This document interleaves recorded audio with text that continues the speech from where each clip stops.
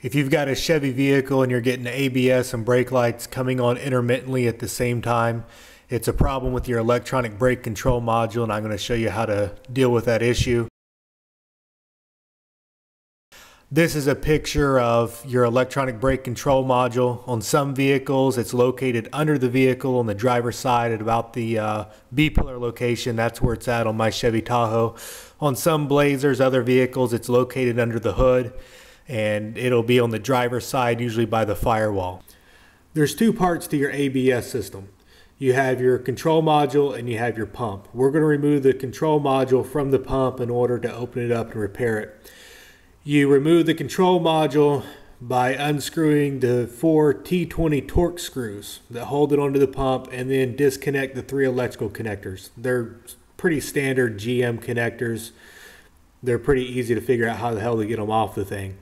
Once you unscrew the 4 T20 screws and disconnect your connectors, you'll lift it up and off of the pump and bring it down. Make sure you don't drop it. If you drop it, you're going to be sad. You're probably going to cry a little bit, and then your bank account's going to be hurt.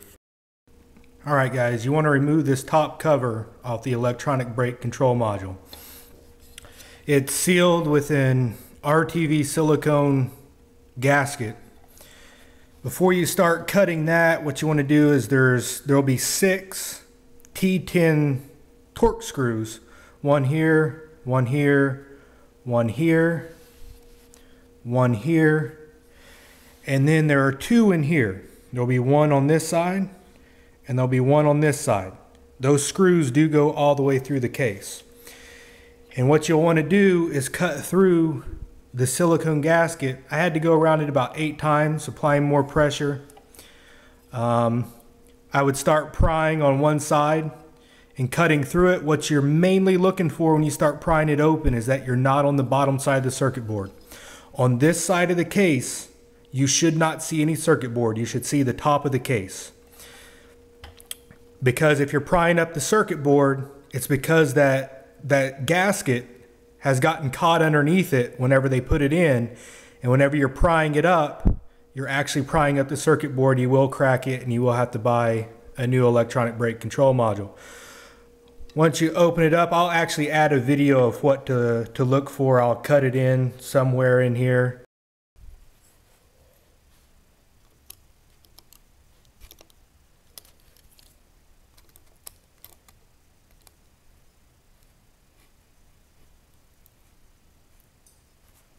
I've been around this about 8 times with a box cutter.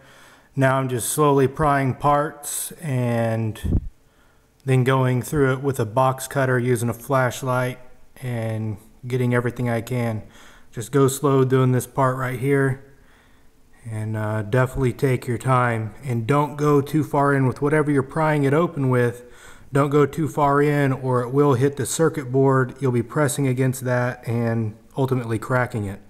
So just go real shallow with whatever you're prying it open with and chase it around with the box cutter. Hey guys, what I'm showing you now, see how the circuit board up here is flat, and you can see how it's kind of starting to bend? That circuit board will stick to this top cover with that RTV sealant that they used, and whenever you're prying this open real slow, you should be able to see the top of this case with no circuit board. So if you can see a circuit board, you're pulling crap apart on the top of this case. So you want to make sure to cut through all that RTV silicone right there that is holding the circuit board to the top of the case. You definitely don't want that circuit board to come out with this case. As you can see, this is the RTV they got going around the whole perimeter.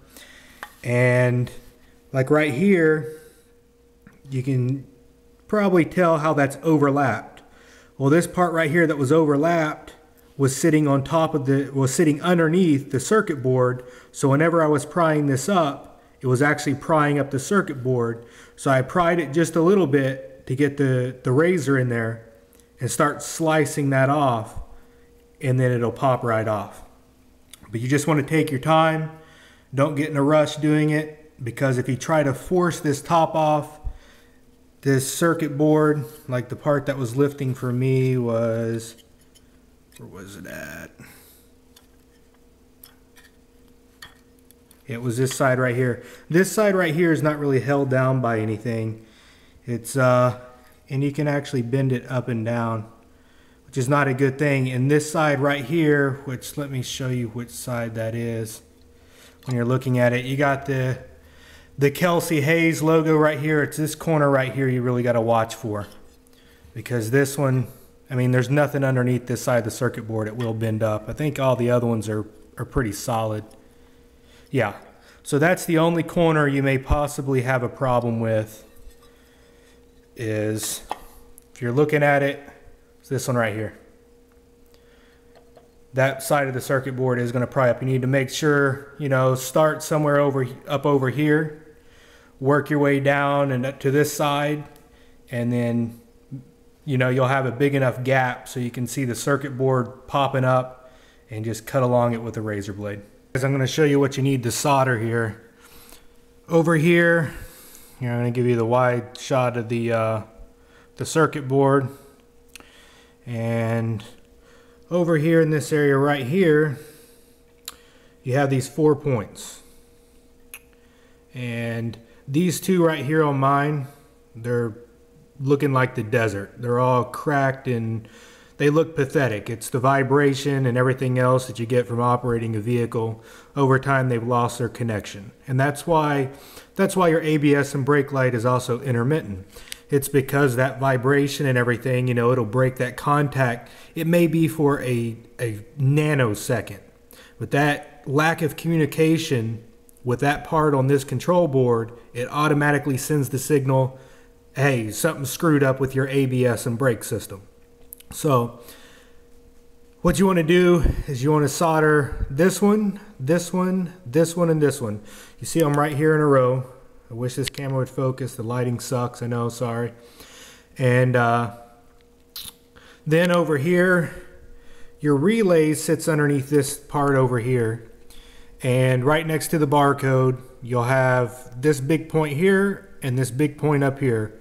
Go ahead and hit those with some solder as well. And but you know, if you got it apart, you took the time to get this thing off the vehicle, to cut open the gasket and everything else on it, go ahead and hit the parts with solder. You know, these 6 points right here, like I said on mine, these first two right here, they're bad. I mean, you have to get a flashlight and really inspect them, but if you see cracks in it, and you know, it'll cause that short little blip that'll trigger that code, and it'll set off your ABS and brake lights. As the soldering is done, as you can see, those 2 points over there, they're built up with solder, and those 4 points over there have additional solder. What you don't want to do is touch your solder to the tip of your soldering iron. What you want to do is you want to come in from one side with the soldering iron, place that against the little prong that's sticking up, and then come in with your solder from the other side. And don't actually touch the solder to the solder gun. Make sure that whatever you're soldering is actually heated up to the temperature to melt the solder. That'll give you a proper solder joint. And that's it. I'm going to clean up around the edges, get all that crap off. I'll probably make sure the inside is cleaned out of any debris, you know, run some shop air through it, whatever. And then do the same for the top of the cover as well. What I'll do up here, you'll notice, you know, you got some white spots here and here and here. These are contact points, which actually make contact with the board. You know, it's white silicone is what they used. And, you know, I believe it's for vibration purposes. And it actually puts the lid in contact with these places on the board. You know, I'll go ahead and clean this crap off and put some white silicone, whatever, something that can be used on electronics. Obviously, don't use anything water-based. That would not be good at all. Whenever you go to clean off the old RTV, you'll notice on this one there's actually a groove that goes all the way around it.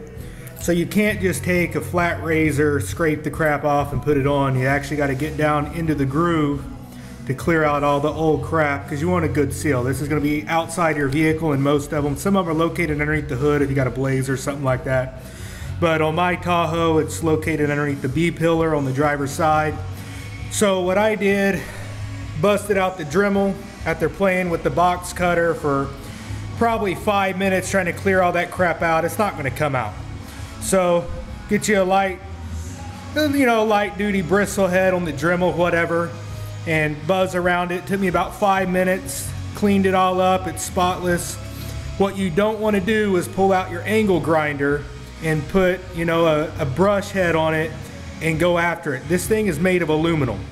It'll wear down pretty quick, so you want to be somewhat delicate with whatever you use on it if you're going to be using power tools. And from what I just experienced, that head on the Dremel is about the only thing that was going to clean this thing up the way I wanted it to be cleaned up. Alright, the main component, the RTV sealant, I was able to get that off. It is made of plastic, so if you use a Dremel with the little brush attachment on there, a real fine bristle brush on it, you can do it, but you will wear into the plastic. So what I did is I got a small screwdriver and I chased through the little channel.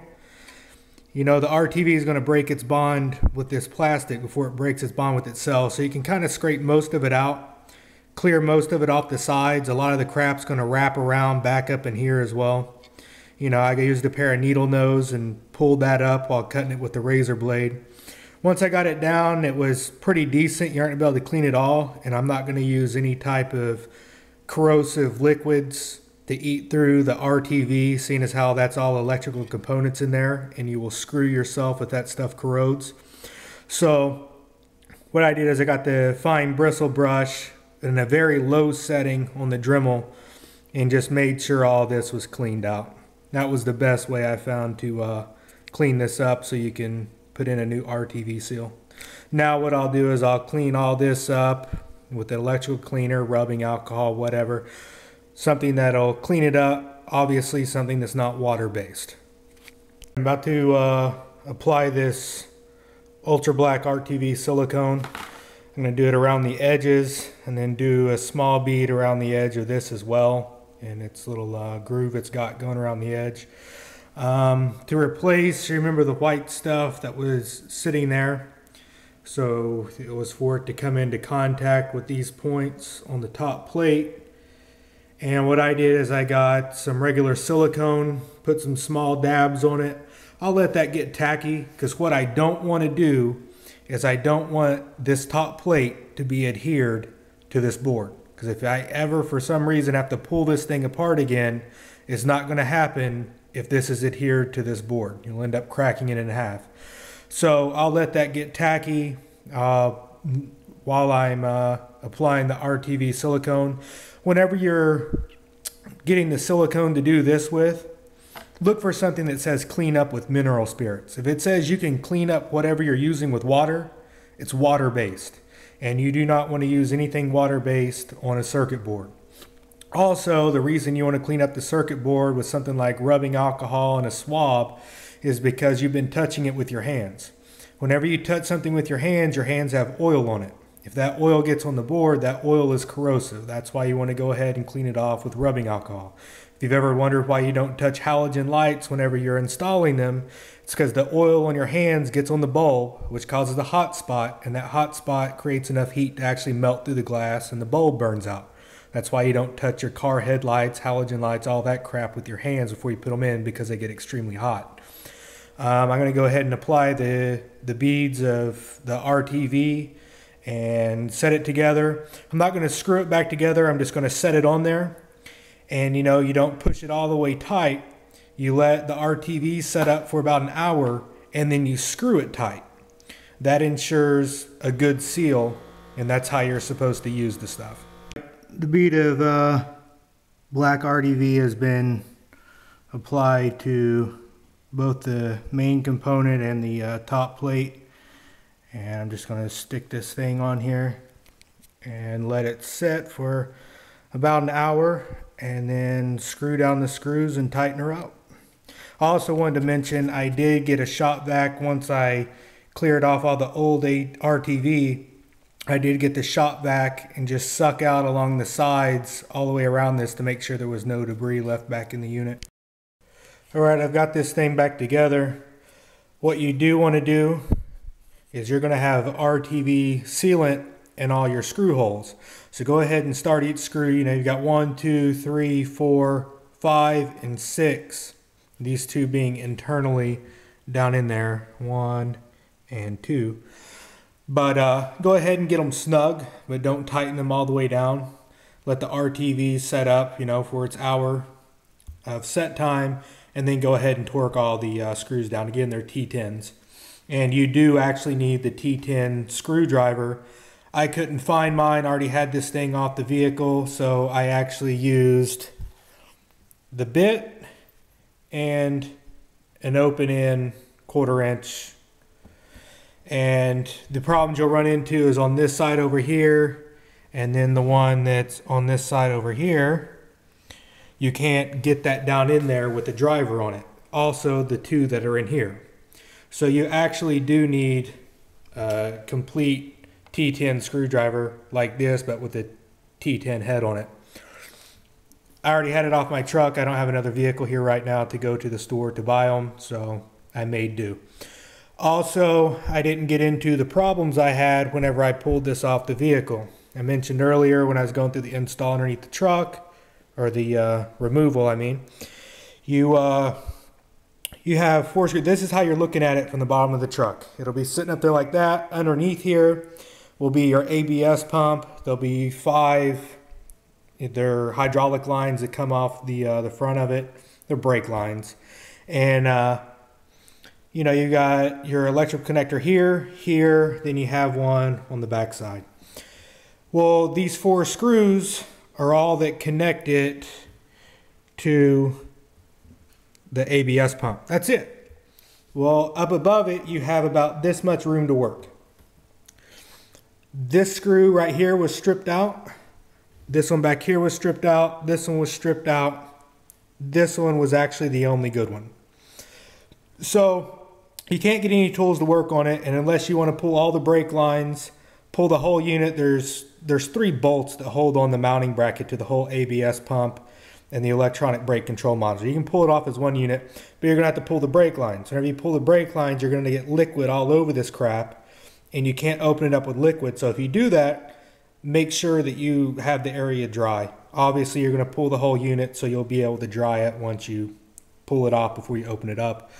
But what I ended up doing is I was able to get vice grips on this one. It's the initial breaking of the T20 screw that's the tough part. Once you break its bond, you know, it unscrews no problem. But used a vice grip to break this one away. Was actually able to get a vice grip on this back one here. Still don't know how I was able to do that. But this one, you've got all the brake lines running up. It's almost impossible to get vice grips on it. I did a few times. It wouldn't break it away. I actually got a T15, stuck it down there with JB Weld. Let it set overnight, went to turn it. JB Weld popped right out. You know, I tried just about everything. I was actually about to pull the whole unit when I decided to get the Dremel with the cutoff wheel, go in at an angle, and actually I turned, let me find the screw here. I turned this one into a flathead.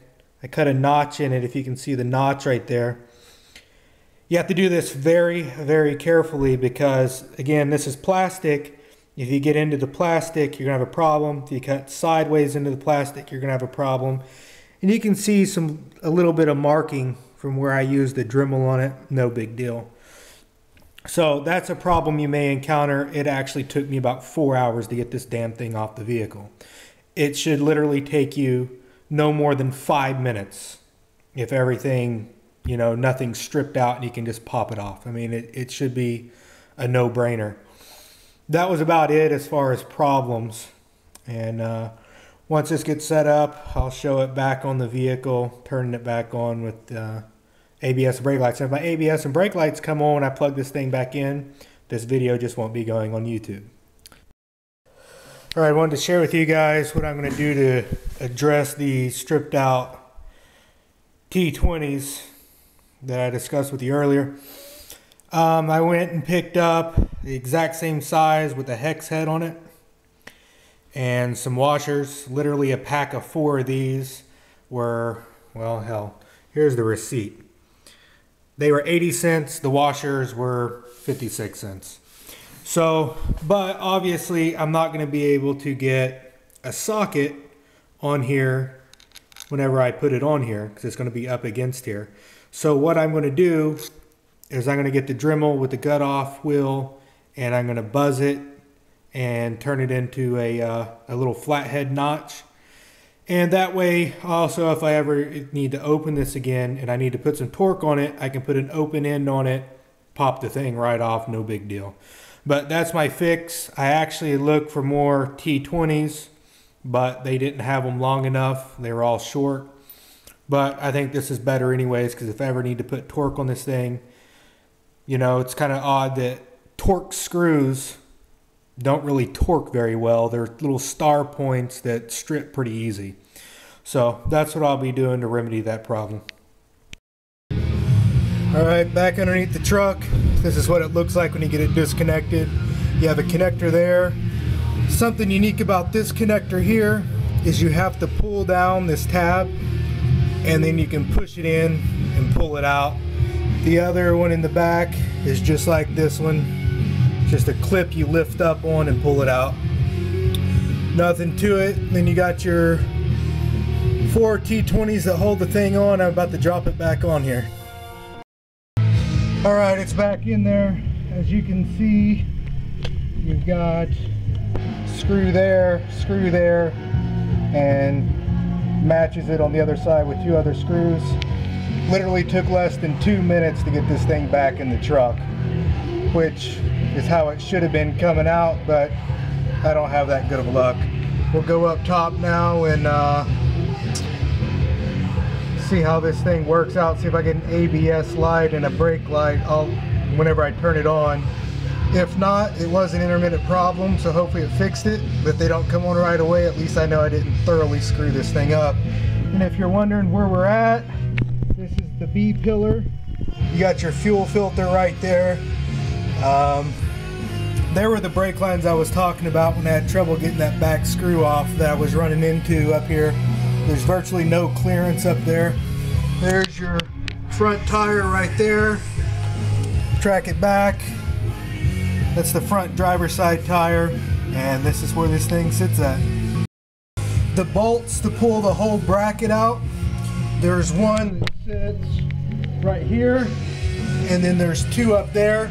There's actually holes that go through the frame, and you unbolt it from the other side. I don't know what size it is, but whenever you unscrew these, this is a permanent mounting bracket. Whenever you unscrew these, this nut is affixed to this, but you've got 3 of these, 2 up top, 1 here. Whenever you pull this bolt all the way out, you're going to drop it into the frame. So you better have a magnetic tool to get it out. If you're going to take this whole unit off, those bolts are going to drop into the frame. Alright, let's turn this thing on and see how it works out.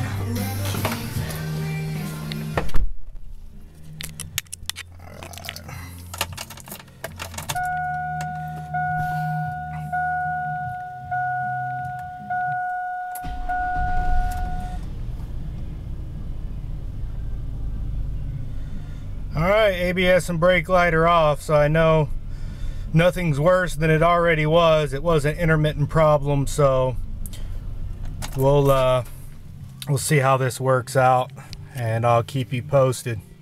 Usually it comes on after a minute of driving, so I'll know pretty soon.